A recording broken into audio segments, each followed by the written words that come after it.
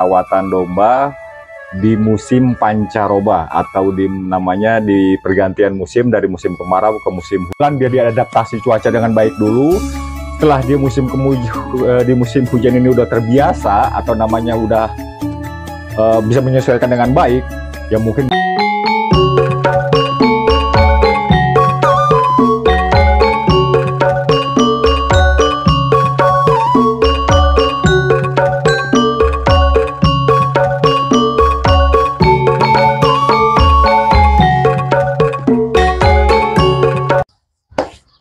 Assalamualaikum Baraya, selamat pagi, salam ngarit, salam beternak Baraya, tetap semangat. Apa kabarnya di musim pancaroba ini, musim kemarau memasuki ke musim hujan?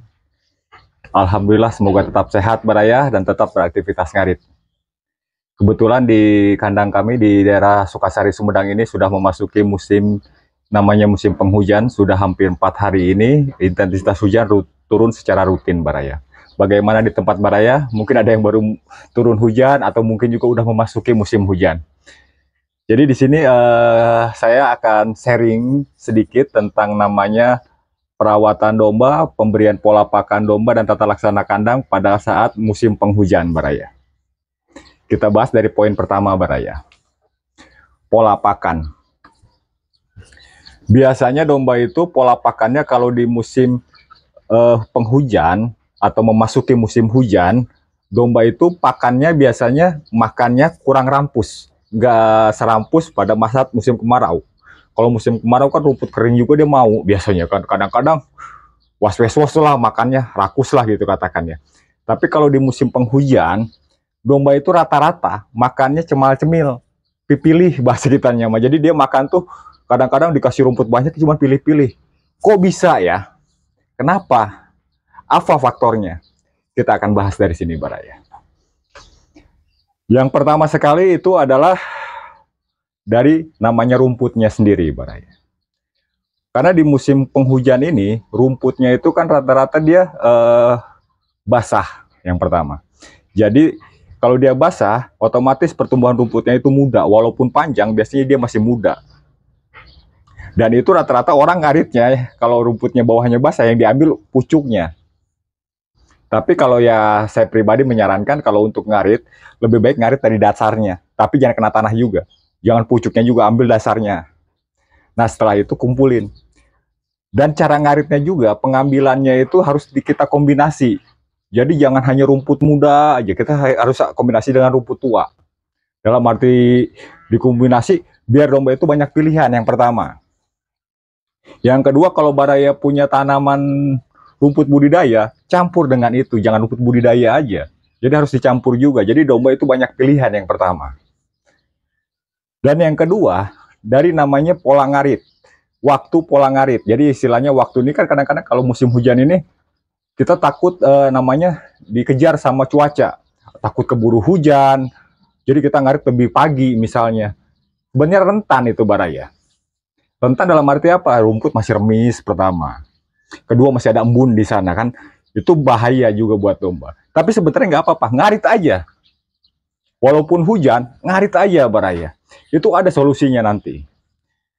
Jadi dalam kondisi hujan atau namanya posisinya pagi, ada remis, ada atau ngarit aja terus, kita karungin biasa. Kalau biasa 2 karung, 2 karung, 1 karung, 1 karung, 3 karung, 3 karung, ngarit aja.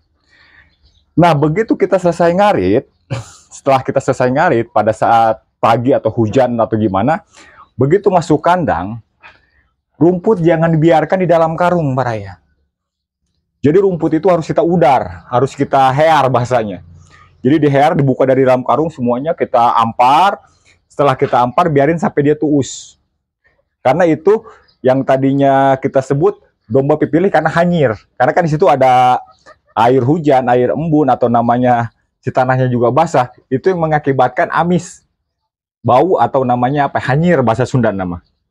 Jadi setelah di aur di kandang atau di hair di kandang, ya kalau saya pribadi untuk menambah nafsu makan domba, biasanya setelah itu 30 menit mau dikasih makan, saya membuat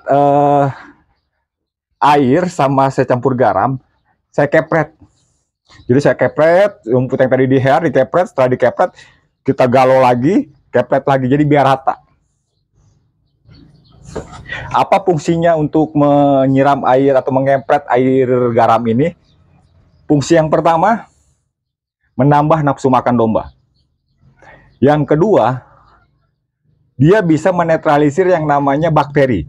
Karena kalau rumput dalam ada air tergenang, biasanya ada parasit di situ Baraya.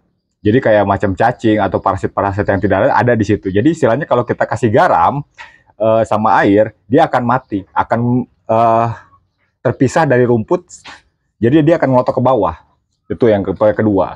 Dan yang ketiga, kalau dia kena air hujan itu kan tajam Baraya, seket lah katakan air hujan itu. Jadi kalau dikasih air garam, dia bisa menetralisir. Jadi si jukut itu nggak segar terus, ada sedikit layu. Biasanya seperti itu. Itu fungsi air garam yang biasa di kandang kami. Jadi si domba makannya tetap stabil, enggak celama-celem, tetap stabil. Dan pemberian pakan, kalau memang sudah seperti itu tapi masih celama-celem, kita atur pemberian pakannya.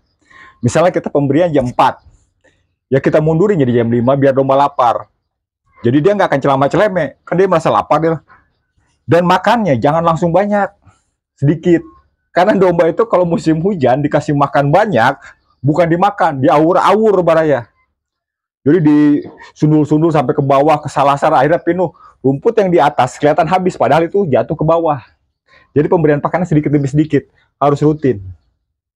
Jadi mungkin itu cara pemberian pola pakan di musim penghujan ini, Baraya. Terus juga di sini kita akan membahas yang namanya tata laksana kandang. Kenapa saya harus bahas tata laksana kandang? Karena kalau musim penghujan seperti ini, apalagi disertai angin, itu domba perlu adaptasi cuaca sangat-sangat berat atau sangat-sangat lama. Jadi tata laksana kandang ini sangat pengaruh sekali. Dalam arti sangat pengaruh, kalau kandangnya tertutup seperti kami aman mungkin, domba akan hangat. Jadi dia menyesuaikan dengan kondisi dari musim kemarau ke musim hujan gak terlalu lama. Karena memang kandangnya udah tertutup. Tapi ini untuk kandang yang di luar, atau kandang luar, jadi nggak di kuben, langsung kandang domba cuma diberi kasih atap, itu sebisa mungkin harus dikasih terpal Baraya, pinggir-pinggirnya. Karena menghindari yang pertama, takutnya hujan, tiba-tiba ada angin, domba bulunya lebat, ya lama-kelamaan kan kalau sedikit-sedikit lama-lama bulu domba basah dan timbulan nanti sakit Baraya. Jadi harus dikuben. Yang kedua, menghindari juga yang namanya si rumput ini nggak basah kena air hujan. Harus dihindari. Jadi sebisa mungkin dikuben dulu lah. Itu dalam jangka waktu 1 bulan biar dia adaptasi cuaca dengan baik dulu. Setelah di musim hujan ini udah terbiasa atau namanya udah bisa menyesuaikan dengan baik, ya mungkin bisa dilepas nggak masalah. Yang penting itu 1 bulan pertama untuk adaptasi cuaca itu sangat-sangat penting sekali Baraya. Jadi di sini terutama untuk peternak-peternak pemula untuk menghadapi musim pancaroba atau musim penghujan ini jangan panik. Semua ada solusinya. Jadi hari ini kita bahas tentang namanya tadi pemberian pola pakan sama tata laksana kandang. Terus kita akan masuk juga yang namanya di sini perawatan domba. Perawatan domba di musim penghujan apa seperti biasa atau tidak? Itu ya kalau saya pribadi ya, saya nggak harus melihat ke orang, tapi saya pribadi biasanya kalau dimasuk musim penghujan seperti ini, perawatan domba itu akan saya stop selama 1 bulan. Kenapa saya stop? Karena kondisi cuaca mungkin kalau kita mandiin domba atau namanya mencukur domba, riskan bahaya. Dalam arti riskan, cuaca terlalu dingin, kita yang tadinya panas tiba-tiba terlalu dingin, kita cukurin, dia adaptasinya belum baik, penyesuaiannya belum sempurna terhadap cuaca, sakit timbulnya. Jadi harus kita perhatikan dengan baik itu semua Baraya. Jadi stop dulu lah untuk perawatan domba kayak mencukur, mandi jemur, kita stop dulu selama 1 bulan. Kalau ngebutrik ya mungkin bisa di dalam kandang Baraya bisa. Jadi nggak masalah kalau untuk namanya ngebutrik tanduk domba nggak masalah. Tapi untuk mandi jemur, saya sarankan di stop dulu selama 1 bulan. Biarkan penyesuaian badan domba ini, suhu tubuh domba ini beradaptasi dengan baik. Itu intinya Baraya. Jadi kesimpulan dari 3 poin tadi yang di atas yang saya katakan itu sebenarnya Baraya, saya akan menyimpulkan. Pertama, ngarit itu jangan asal pucuk, jangan diambil pucuknya, arit dari bawah. Arit aja dari bawah. Semakin banyak campuran buat domba, pakannya rumput tua, rumput muda, rumput budidaya, semakin bagus buat domba. Itu poinnya. Terus juga mau dia pagi, siang, sore, mau hujan, tetap berangkat ngarit baraya. Karena apa? Domba kalau kita nggak ngarit, domba puasa nggak akan makan. Jadi dengan kondisi apapun, kita harus ngarit. Pemberian pakan gimana nanti? Udah saya jelaskan tadi di depan. Pakai garam krosok.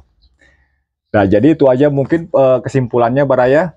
Kalau untuk perawatan domba sendiri, istilahnya 1 bulan ini menghadapi musim kemarau, domba lebih baik cul di kandang, biar diadaptasi dengan baik dengan cuaca. Biarkan aja baraya. Setelah 1 bulan, dia baru kita geroh kembali seperti biasa. Kalau untuk kebutrik, bisalah dalam kandang. Jadi itu aja baraya. Sebenarnya masih ada penyakit domba, penyebabnya apa, solusinya apa di musim penghujan ini.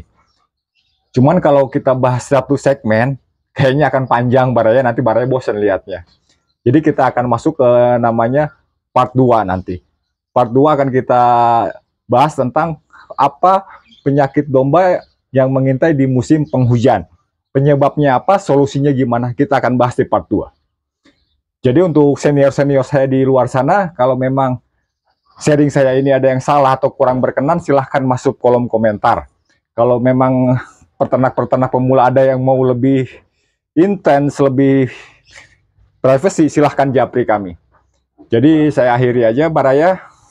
Assalamualaikum warahmatullahi wabarakatuh. Salam ngarit, salam beternak, tetap semangat. Ingat, dalam kondisi apapun, kita harus tetap ngarit baraya.